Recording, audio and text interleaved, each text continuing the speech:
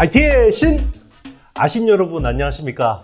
봄 날씨가 좀 희한한 것 같아요. 이렇게 따뜻한데도 바람이 많이 불고 이게 원래 정상인 것 같기도 한데 우리가 너무 지구온난화에 익숙해져 있어서 그런가요? 어쨌든 맑은 공기 마시는 건 좋은데 이 경제적으로는 얼른 상하이 봉쇄가 빨리 풀려서 세계 경제도 정상적으로 돌아갔으면 좋겠습니다.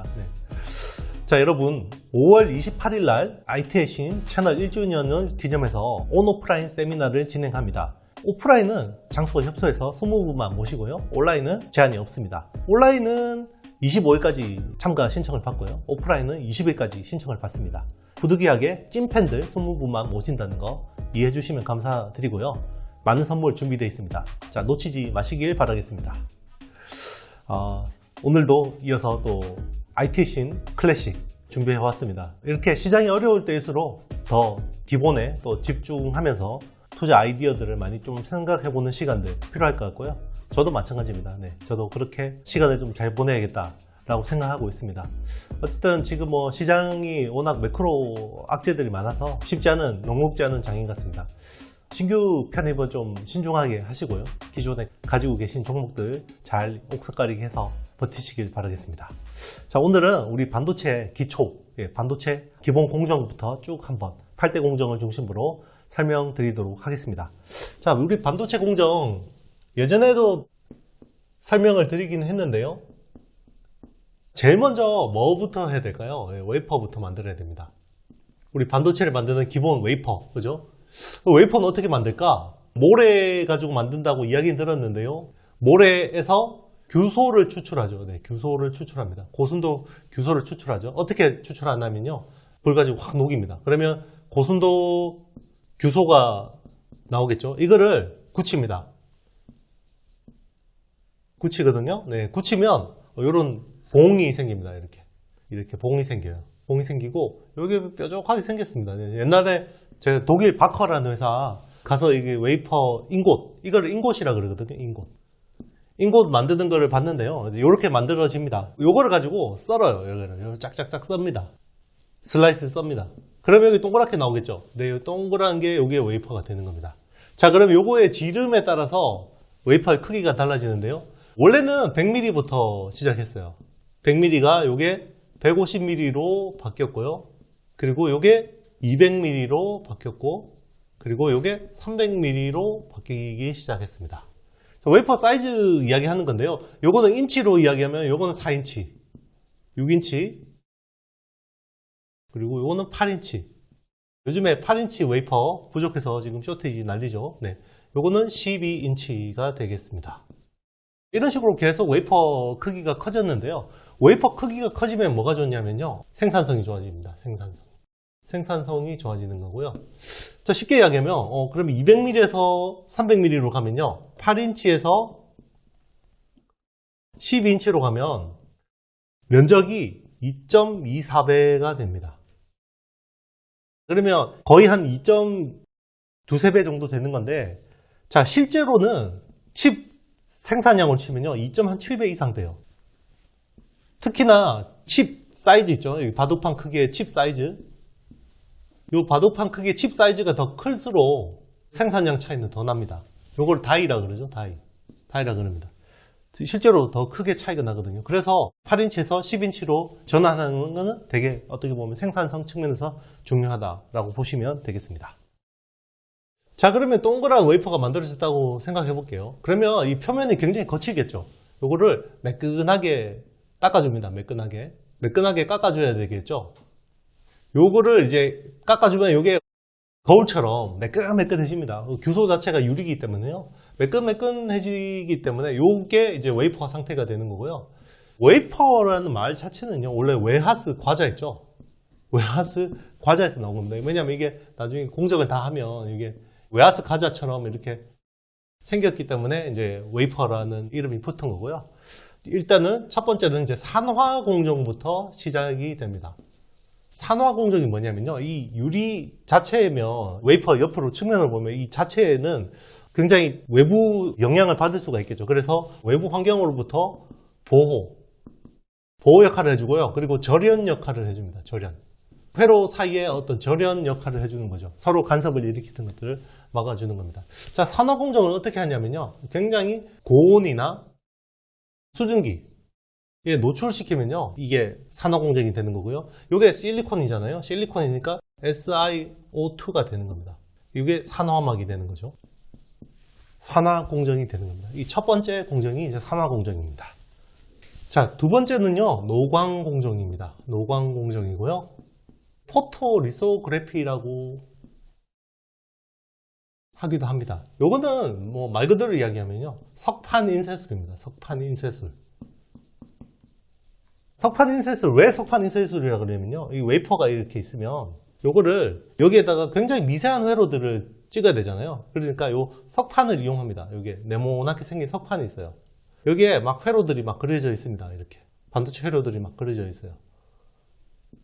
반도체 회로들이 막 그려져 있고요. 여기 노광기 가지고 이렇게 빛을 조사를 하면요. 여기에 통과를 하면서 굉장히 압축적으로 여기에 사진 현상을 하는 겁니다. 이게 여기 부분이 여기에 딱 반도체 회로가 되겠죠.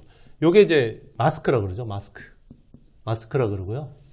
노광에서 빼놓을 수 없는 회사가 ASML이거든요. 네, ASML이라는 회사를 빼놓을 수가 없는 거고, 세계 반도체 노광 장비를 사실상 독점하는 회사라고 생각하셔도 됩니다. 요즘에 핫한 노광 장비가 EUV라는 장비고요. 그죠? 원래 광원 자체가 단파장을 쓸수록 더 미세하게 할 수 있습니다.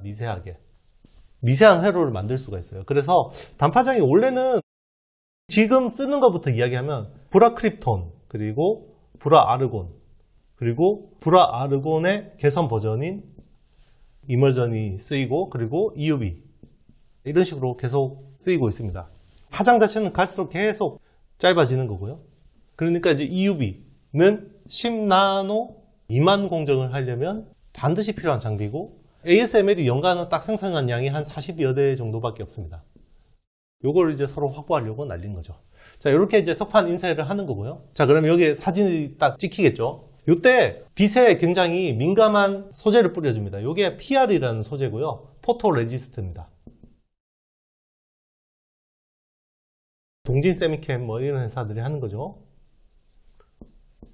여기에다가 한 방울 똑 떨어뜨리면요, 여기에 확 회전하면서 이렇게 넓게 쫙 도포를 해주는 거예요. 그러면 포토레지스트가 빛에 닿으면 여기 다음 부분만 딱딱해집니다. 그러면 회로 부분만 여기 딱딱해서 남는 거고요. 나머지는 딱딱해지지 않는 부분은 씻어냅니다. 자, 그 다음에 노광공정 다음에 이제 식각공정을 진행을 해요. 네, 식각공정을 진행하는데요. 아까 그 반도체 회로를 사진을 현상을 찍었잖아요. 찍으면 이렇게 이제 웨이퍼라고 하면 여기 만약에 빛을 여기 부분만 딱 조사를 했다 그러면요. 그러면 여기만 딱딱해져 있겠죠. 딱딱해져 있겠죠. 이렇게 딱딱해져 있을 거예요. 딱딱해질 거고, 여기가 이제 산화막이겠죠. SiO2겠죠. 산화막인 거고, 그러면 PR을 여기 나머지 부분을 이제 씻어준다 그랬잖아요. 그럼 여기만 딱딱하게 남아 있겠죠. 딱딱하게 남아 있을 거예요. 그죠? 그 다음에 여기에다가 플라즈마 식각을 하는 겁니다. 진공체 넣고 식각을 하겠죠. 뭘로? 플라즈마로. 플라즈마로 딱 수직으로 때리면요, 여기 부분만 딱 남고, 그리고 요거는 이제 PR 스트립으로 또 벗겨주겠죠. 벗겨줍니다. 네, 그러면 여기가 산화막만 남는 거예요. 반도체 웨이퍼라 그러면. 그러니까 필요 없는 부분은 다 날려주고 여기만큼 남겨놓는 게 이제 식각 공정인 거죠. 식각 공정이 이루어지고 나서 그 다음에 이제 증착이랑 이온 주입이 일어납니다.